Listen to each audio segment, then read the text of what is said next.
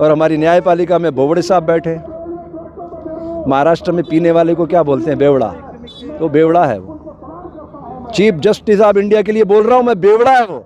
इतने दिनों से किसान आंदोलन कर रहे हैं, उसकी नींद नहीं खुल रही है।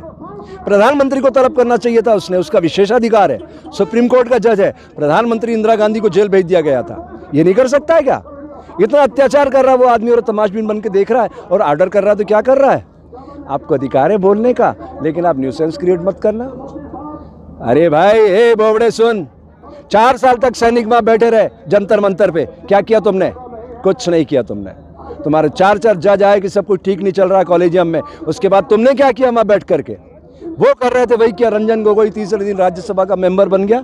ये न्यायालय है हमारी व्यवस्था में? हे बोबड़े सुन, ध्यान से सुन, भारतीय संविधान क्या कहता है।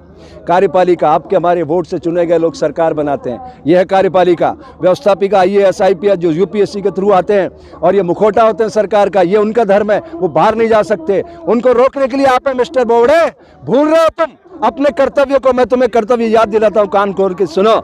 एक पुस्तक पढ़ना mister Bobde, the promulgation of ordinance, fraud on the constitution of India. धज्जियां उड़ा रहे हो आप लोग कानून की, खुली हवा में, इतनी ठंड में किसान मर रहे हैं, तुम्हें शर्म नहीं आ रही है?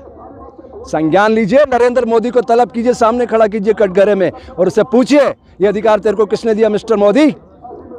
ये किसानों की आवाज है, प्रकृति इसको संचालित कर रही है। इस संपूर्ण क्रांति की ओर बढ़ते कदम है भारत के। लिख लेना बोबड़े, ये कार्यपालिका, व्यवस्थापिका और न्यायपालिका तीनों पर कब्जा कर लिया उस नर पिशाच ने। हजारों लोगों की मौत की नींद की सुला दिया उसने, तुमने, और तुम चुपचाप देखते रहे हो। ये कर्तव्य की मतलब अधोगति है, ये अधोगति कर्तव्य की। आप अपनी जिम्मेदारी का ठीक से निर्वाह नहीं कर रहे हो, इस्तीफा दे के घर चले जाओ अगर आपके अंदर थोड़ी सी भी इंसानियत है तो। और अगर आप संविधान पढ़े हो, मैंने भी संविधान पढ़ा है, आप उसका पालन करवाइए सिस्टम से। ये आपका नैतिक धर्म है। धर्म क्या है? ध्यान से सुनो मिस्टर बोबड़े, नमक का धर्म है खारापन, शक्कर मीठी, नीम कड़वा, ये उसका धर्म है। और हमारी सामाजिक व्यवस्था में धर्म क्या है? कान खोल के सुनना बोबड़े, तुम्हें कह रहा हूं मैं, तू शब्द लगा रहा, इससे ज्यादा नीचे नहीं जा सकता मैं। सैनिक का धर्म है राष्ट्र की सुरक्षा, व्यवसायी का धर्म है उद्योग की उन्नति, शिक्षक का धर्म है समाज का निर्माण, साधु का धर्म है समाज की सोई हुई चेतना को जागृत करना। और बोबड़े, मुझे इस देश में नहीं जीना, तुम अपनी गोलियों से मेरे शरीर को छलनी करवा दो, मैं आज लिख के दे देता हूं तुम्हें। मैं ऐसे देश में जीना नहीं चाहता मिस्टर बोबड़े। तुम संविधान की अगर इज्जत नहीं कर सकते तो मैं उस संविधान की पालना नहीं करूंगा।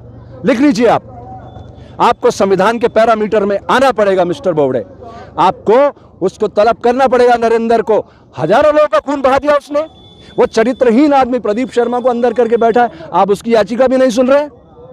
तो क्या कर रहे हैं आप लोग? कोर्ट भी शांत है, व्यवस्थापिका भी तमाशा बन के खड़ी है। वो DGP तुम्हारा BSF का mister Rakesh Asthana hardcore criminal है, हार्डकोर क्रिमिनल। आलोक वर्मा उसको गिरफ्तार करना चाहता था और उसको उसने DG बना के बैठा दिया है। आप ऐसे तमाशबीन बने रहोगे तो मुझे फिर शर्म आ रही है। इस पद पे मत रहो आप, छोड़ो इस पद को, और पद पे बैठना तो उसके साथ न्याय करो। ये प्रकृति हिंसा का फल दुख, दया का फल आनंद बरसाती रहती है। देखो ये जंग बहुत दूर तक जाएगी बोबड़े जी, ये मैं कह रहा हूँ। ये शुरुआत हो रही है। ये किसान आंदोलन नहीं लड़ रहा है, ये प्रकृति आंदोलन लड़ रही है। और हम साधु बने मर करके, हमें कोई फर्क नहीं पड़ता। हम लाश को आप कहीं लटकाओ, दफनाओ, इसको छलनी करो, कोई फर्क नहीं पड़ना। हम तो मर के साधु बने हैं। मैं सारे साधुओं से मिला, सब डरे हुए हैं कि ये तो पिशाच आदमी है, हमें मार देगा। कंप्यूटर बाबा को 151 में कई दिनों इंदौर पुलिस ने बंद रखा। शिवराज सिंह ने, पुलिस ने किसानों पर गोलियां बरसवाई पुलिस के द्वारा मंदसौर में। क्या कर रहे हैं आप लोग? व्यापम में हजारों लोगों को मौत की नींद सुला दिया उस शिवराज ने, कंस के रूप में है वो। तो न्यायालय का ये धर्म तो ठीक बात नहीं है। मैं आपसे अपेक्षा करता हूं बोबड़े जी, खुद के ईमान को जगाओ और पढ़ो संविधान को कि प्रकृति आपको क्या संदेश दे रही है। किसान लोग मर रहे हैं, हमारे एक साधु ने आत्महत्या कर ली है। क्यों? ये करुणा उससे देखा नहीं जा रहा। आप देख रहे हैं सब तमाशा और आप उनके साथ खड़े हो गए इसलिए कि वो आपकी नौकरी छीन लेंगे। अरे आलोक वर्मा की भी छीनी है ना। अरे लानत है, क्या कर रहे हैं आप लोग? ऐसा दृश्य उभर रहा देश के अंदर। साधु संतों को डरा दिया गया। कंप्यूटर बाबा को 151 में कई दिनों इंदौर में बंद रखा गया, सब डरे हुए। 50 साल पुराना आश्रम खदेड़ दिया। अरे जनता के प्रतिनिधियों का पैसा लगा हुआ था। जो गुनाहगार है उनको अंदर करिए ना 120B में। अगर मैं गुनाहगार हूं तो मेरे साथ आप भी तो बराबर के गुनाहगार हैं। संविधान हम सबको क्या इजाजत देता है? अनुशासन में रहो। तो आप भी और हम भी अनुशासन के तहत काम करें तो एक अच्छे राष्ट्र का निर्माण होगा। उसकी समाज को ज़रूरत है। ये अन्नदाता MSP के लिए लड़ाई लड़ रहा है, मिनिमम सपोर्ट प्राइस के लिए। क्या इसका अधिकार नहीं है? भारत की आत्मा गांव में रहती है। मेरे देश का किसान चट्टान की अट्टालिकाओं को फोल कर धान उपजाता है। उसके हक में आप नहीं खड़े हो सकते तो फिर आप कौन से देश में, कौन सी दुनिया में रह रहे हैं?